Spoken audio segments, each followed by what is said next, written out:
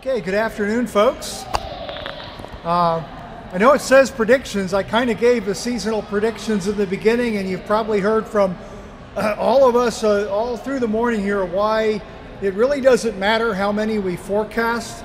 It's the one that hits you that you have to be prepared for. And when we have a season like 1983 where we only have 4 storms, but Hurricane Alicia occurred to prove that point, that the number of storms, as long as we can't tell you where they're going to be that far in advance, it really doesn't matter. So I'm going to have a couple of things. I like to use events of the previous season, things we've learned from that while it's fresh in our memory. So in 2009, I was talking about lessons learned from Hurricane Ike. So I'll be interspersing some lessons learned from Irene with some general stuff about preparedness as we go forward. The picture on the cover there is the building that houses the National Hurricane Center. It is very hurricane hardened. There is other than the chance of getting holes in the roof when the antennas get ripped off, there's really nothing I would worry about riding out a hurricane in that. Now, of course, you've heard of the Saffir-Simpson hurricane scale, the categories, so to speak, that we call it. Well, Dr. Saffir was a wind engineer. He was the architect of this building. The Hurricane Center's mission is written there. I'm not going to read it to you, but the highlight in yellow on the mission statement of increasing the understanding of these hazards. That's why we go out and talk to groups just like yourself all along the coast of the United States and in the Caribbean between January and June to get people ready for the next season ahead. And the reason we do this along with our partners in the Weather Service and in the media and in emergency management is each one of us has a piece of that puzzle. No one group knows all the answers on that. From the Hurricane Center, and one of the things we learned in Irene, we talk a lot about the internet and social media being a growing area where people get their information, and how with some, perhaps the younger generation, the only source of news information. But when we go back and survey after a storm, we still find that mainstream media, and I include cable now as mainstream media, is still the primary source. The trusted source for most citizens in a hazardous event is your local broadcast media. You'll turn to that for that information. You'll still be looking at those of us that use the internet and all, you're looking at those alternative sources, but it is important to work the mainstream media. We can go live from the National Hurricane Center. We do frequent updates with the Weather Channel and with the local areas that are being impacted by the storms when it's going on. The Hurricane Center is in the social media. There's the website list. All you got to remember is hurricanes.gov, and you can get all our information direct. We send out tweets whenever there's an update on a storm, so that you can find out what basically the new information is out there, and then go seek further information if it's a storm that'll impact you. Hurricane Andrew was 20 years ago. That's another thing we do. We'll go back. Next year will be the 30th anniversary of Alicia, and I assure you we will be using the remembrance of what happened in Alicia to show what's changed from that storm to now. Well, with Andrew, the last bullet there is kind of the key there. There was no internet back then. Facebook, Twitter didn't exist. The Doppler radars that everyone has now that have become commonplace. Everywhere you go, you see weather on our Doppler radar, and our ability to deliver the weather information in an ongoing graphical format, it didn't yet exist in 1992. We issued a bunch of text products, and the graphics were primarily the satellite imagery and anything that the broadcast meteorologists could craft on top of that to add to your information suite. The other thing that we learned on Hurricane Andrew that I don't have on the slide here, that we haven't really done elsewhere, is South Florida developed and enforces a very strong building code. Relatively speaking, they have a much better chance of their houses surviving intact from a large hurricane than we do here in Texas, or for that matter, virtually everywhere else along the coast. Now, I don't expect you to pick up all the stuff on this graph, but basically the yellow line is 72-hour forecast, the green line is 48 hours, and the red line is 24 hours. Now, and 40 years ago when I started out, that green line with the yellow circle on it, that represented an average error of where the center of the storm would be 48 hours later from our forecast. The average error back then was almost 300 miles. It is now less than 100 miles. It's very important that we continue to improve our skill at forecasting where the storm will be. You can't get the impacts right if you don't get where and when right. And that's the goal of improving the track forecast. And we continue to see improvements as time goes on. Now, Hurricane Irene was a very unique storm. Not since 1944 has a hurricane followed a path relatively similar to this, in that it impacted over 50 million people from the Bahamas chain up through the eastern seaboard of the United States. If it had been a stronger hurricane, it would have probably gone down as one of the costliest in our top handful. As it is, it'll be in the costliest 25 or so storms. The price tag is at 15 billion and still going up. We still haven't totally assessed the flood damages because such a large area was impacted by that. Another interesting fact on Irene is it's one of only 3 hurricanes to have gone through the entire Bahamas chain. Usually one that's coming into the eastern Bahamas there is either still going straight west or is turning more sharply into the Atlantic, which is one reason why that doesn't happen so often. These blue lines represent all the forecasts we made on Irene, and the white line you can't see underneath is where the center of Irene actually went.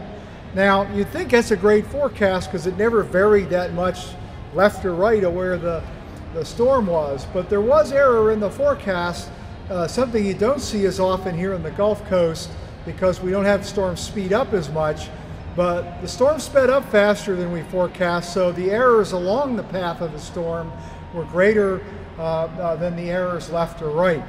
Now, for most people, it doesn't make that much difference. You're going to have to prepare. The timing isn't as important, but for the evacuation decisions, moving of supplies and stuff to get in for the response to the storm, some people have to plan out 4 and 5 days to get that ready. And if they don't account for the fact that they may lose time by a speeding up storm, they're going to be late in getting that action taken. You see this all the time. We'll be presenting what's called the cone forecast, and it has all kinds of funny names like, the wand of doom and cone of destruction, things like that. But in serious, this actually represents our best guess of where the center of the hurricane is likely to pass. We're not going to be perfect at these forecasts, so we account for that by taking our average error over the last 5 years and applying that to the actual forecast we make and presenting you with a swath in which the center of the storm is most likely to go down. And then this case shows that what I was talking about the slide before, that red star represents where the storm really was at 2 a.m. on Sunday morning. So if you were thinking exactly going to be in southern North Carolina and you're up in the Delmarva Peninsula and you're going to have another day to prepare for it, you would have been very wrong by making that assumption, given the fact the storm sped up. Went to where it was supposed to go, but at just a quicker time.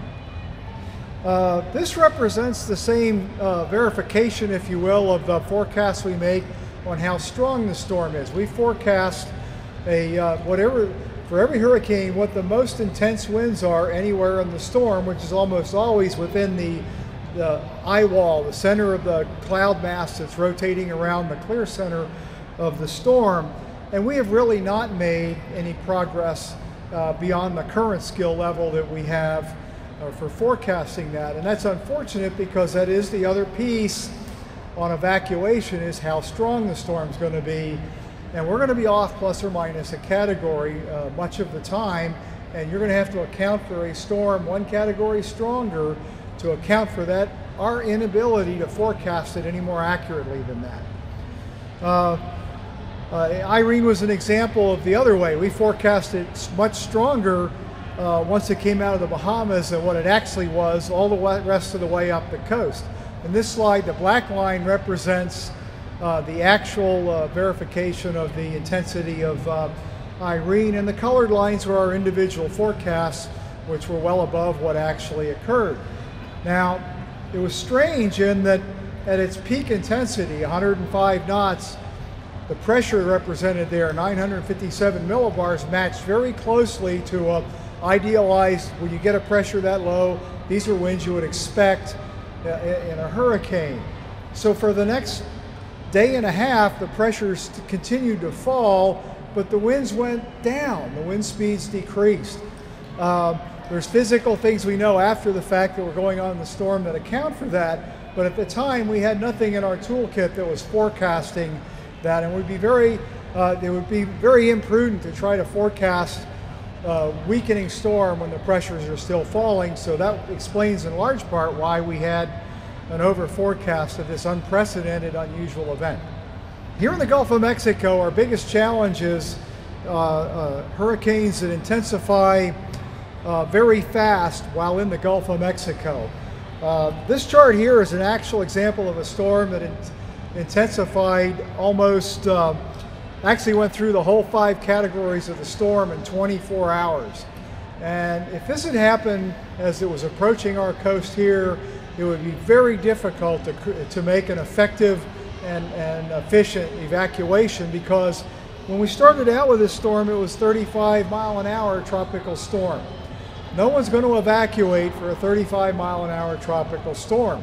Probably not going to get many evacuate for a 65 to 75-mile-an-hour storm either. It's not until we get to the 100-mile-an-hour storms and up that people really start taking seriously what we're going on and heed the warnings to evacuate. So what I worry about is a storm like this. It starts out in the southern Gulf of Mexico, is moving steadily northward. We're not forecasting it to make a big change in intensity.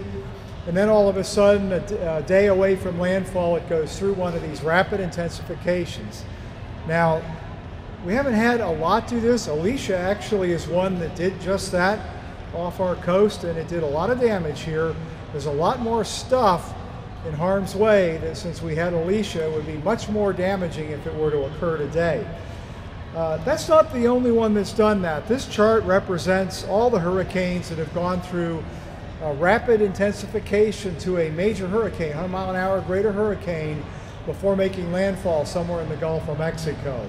It's one area of the globe where we're very prone to this type of development.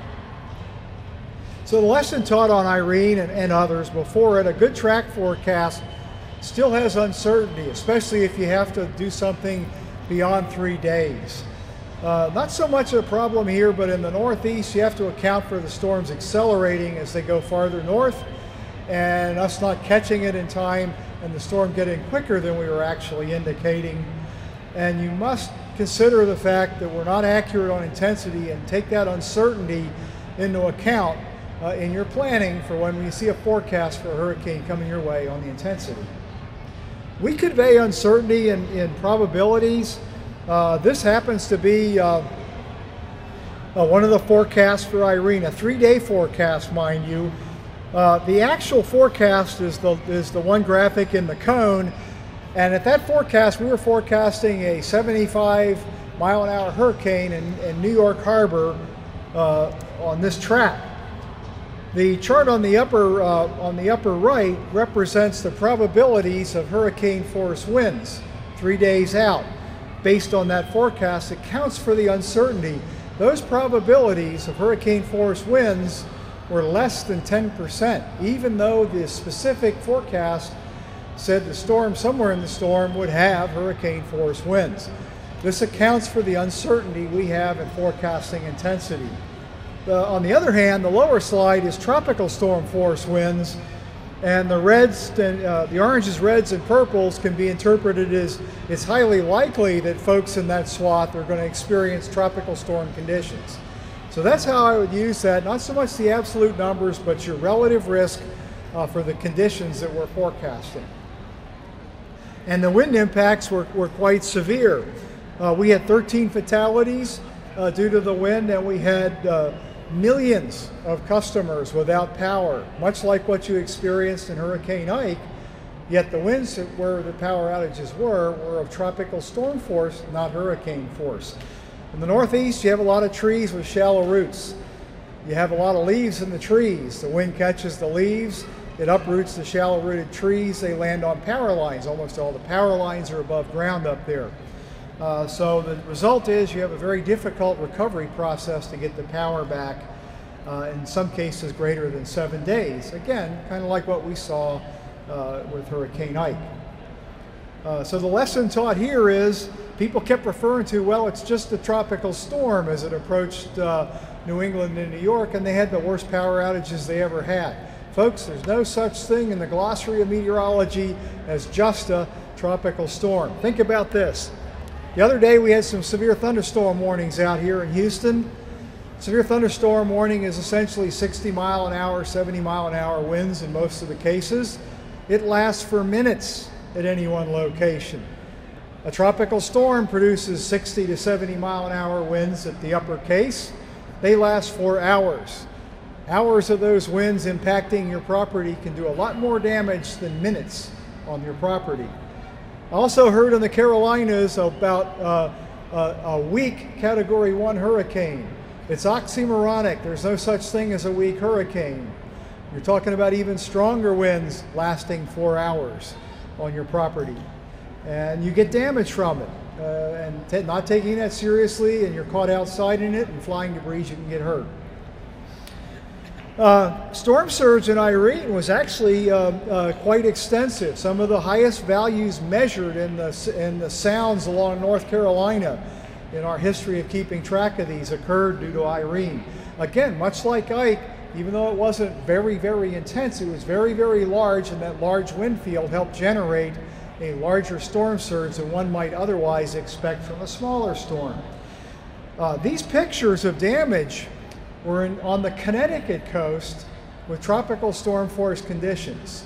It wasn't widespread. There were not a lot of places damaged, but the takeaway on this was when there's a Category 2 hurricane, which is a big one for them, comes into that area, the damage from storm surge on that track is going to be catastrophic, because many, many properties are on there and industries, many of them very, very high priced and costly properties. So big wake-up call that they've got a serious issue of overdevelopment where storm surge occurs. Another issue on storm surge is I can give you as specific a prediction of that storm surge as you want. It won't be accurate. It's highly sensitive to the accuracy of the track and intensity and size of the hurricane. And until I can give you a perfect hurricane forecast, I can't give you a perfect storm surge forecast. And it's very sensitive to some of these. The area circled there is Lower Manhattan, where the Hudson and the East River come together. 4 to 5 feet of storm surge is forecast. It came in at 4.5 feet. If the hurricane had been just a little bit further to the west, those values would have been on the order of 7 feet and would have flooded Lower Manhattan. And you know how so much of their infrastructure is underground, they'd still be doing repairs on it. Thankfully, the fatalities were fairly low. But unfortunately, there's still a few of us guys out there. I say guys because when you do an analysis of fatalities of people in their vehicles in floods, it's 80% male. I don't know what our problem is, guys. Do you see Royal Caribbean written on the side of that pickup truck? No, don't get in your pickup truck and drive into floodwaters. It only takes a foot of water moving fast to move your truck into deeper water, and then you get in trouble like that guy. If you're lucky, all you do is lose your truck and a little bit of your pride. If you're unlucky, you drown. And we don't want you to do that. You don't have to do it. Turn around, don't drown is a popular and useful phrase to remember.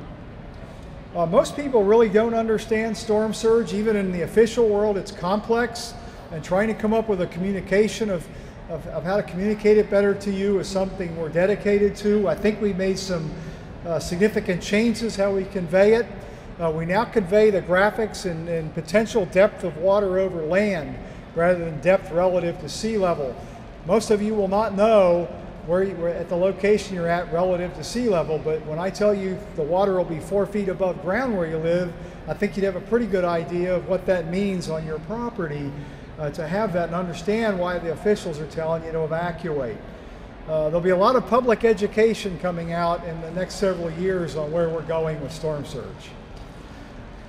Sadly, and this is something all Houstonians know too well, is the biggest loss of life in Irene was due to freshwater flooding, well inland, away from the coastline on that. We had tremendous rains up in the mid-Atlantic and northeast prior to the hurricane making landfall up there. Ground was saturated, rivers are already in running full or even in flood, and you put 5 to 10 inches of rain on top of that, and you have catastrophic flooding. It's exactly what happened. It's exactly what was forecast.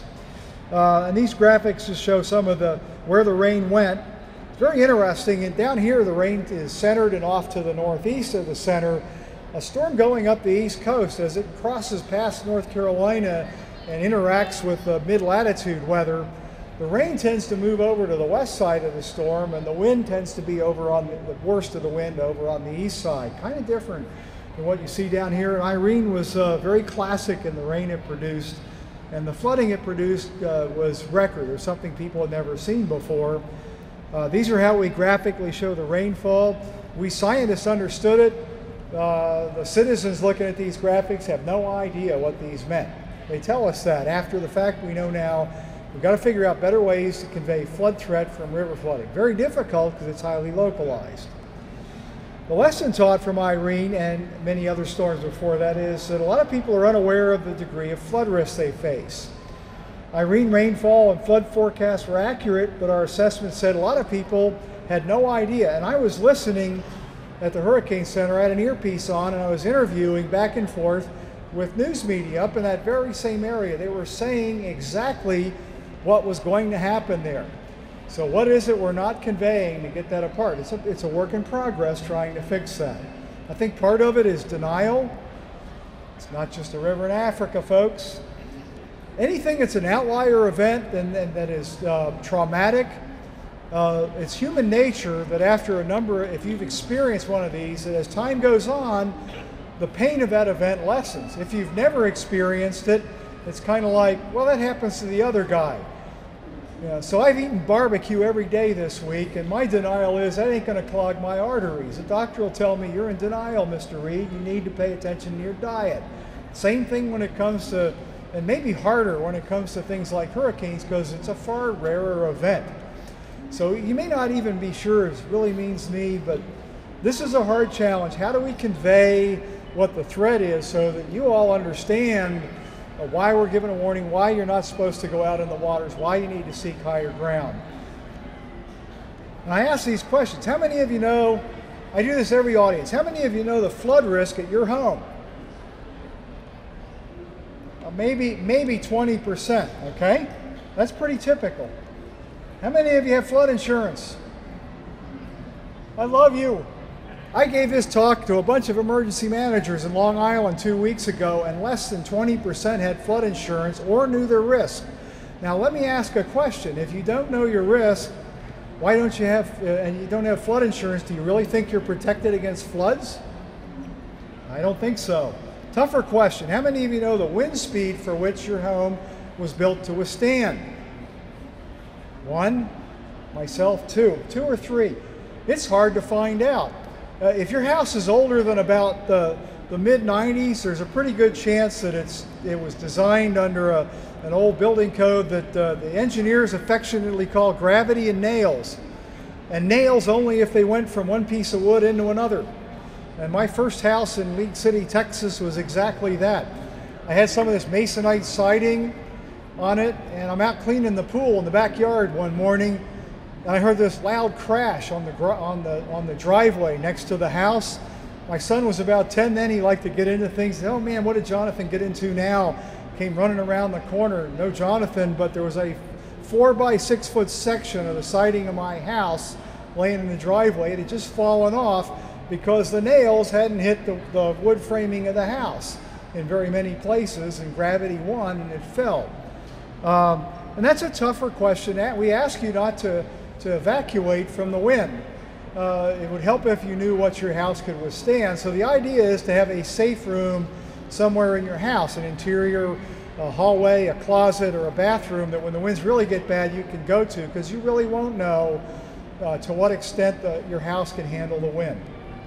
How many of you have a family action plan in case of a disaster like a hurricane? Okay, folks, that's why you're all here today. There's all kinds of information out there on how to develop a plan. Take that information with you, make the plan, and I guarantee you, if you have that plan, when the disaster comes, it won't work perfectly, but you will succeed far better than your neighbors who had no plan at all and are reacting to the crisis of the moment. The reason most people don't know their flood risk is that they're at the we base all our insurance and notification on the 100-year event. So you have to have flood insurance from your lender to lend you money on a bank if you're in the 100-year floodplain. But guess what? If you're in the 200-year floodplain, I guarantee you nobody's going to tell you you're at risk from flooding. I went through that personally. I've never found a realtor or a lender that told me you really need to have flood insurance. And I was never in the 100-year floodplain, but I've been in neighborhoods that got flooded. They don't understand it any better than most anyone else, and that's part of the education process that I keep working on. So Irene, as have many storms before, has taught us some valuable lessons. The question that remains, will those lessons be learned? Next storm will tell us that. Thank you very much. CenterPoint Energy, always there.